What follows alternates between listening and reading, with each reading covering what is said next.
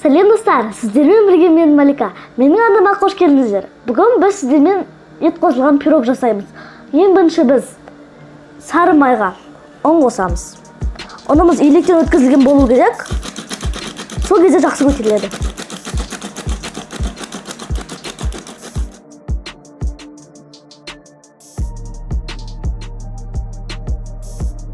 Енді қалған заттарын салып аламыз. Бірінші жұмыртқа,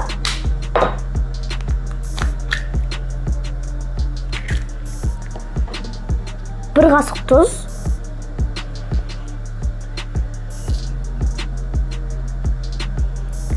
енді бір қасық сода.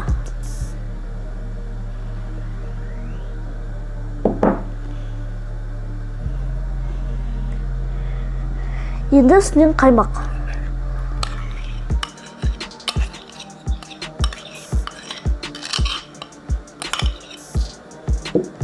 Енді бәрін араластырамыз.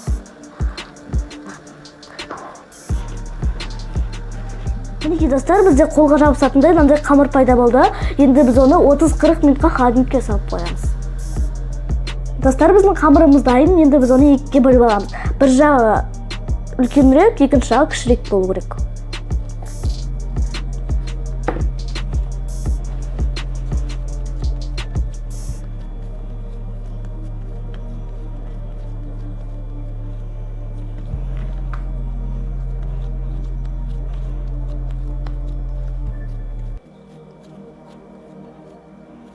Енді қамырымызды жайып аламыз.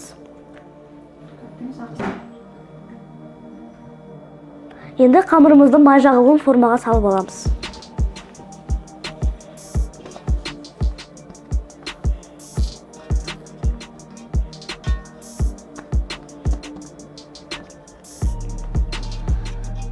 Енді салмасын салып алайық. Мен салмасына ет, картоп, пияз салдым. Сіздер кез келген зат салсаңыздар болады ішіне. Асқабақ, тауықтың еті. Енді үстіндегі қамырын дәл осылай жайып аламыз. Енді кіші қамырымызды бетіне қоямыз. Енді біріктіреміз.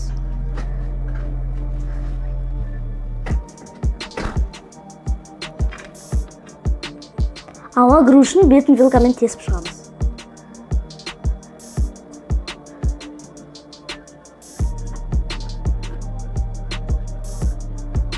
Енді бетіне қызару үшін жұмыртқа жағамыз.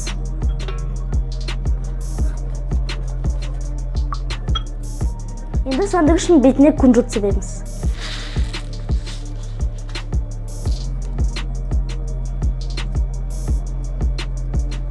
Енді 180 градуста қызып тұрған пеште 1 сағаттай пісіріп аламыз.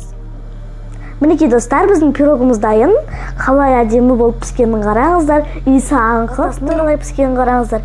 Егер де сіздерге менің рецептімді лайк басып арнама жазылыңыздар, және де осы пирог туралы комментарийға пікір қалдырыңыздар. Мен міндетті түрде оқимын. Сау болыңыздар. Ас дәмді болсын.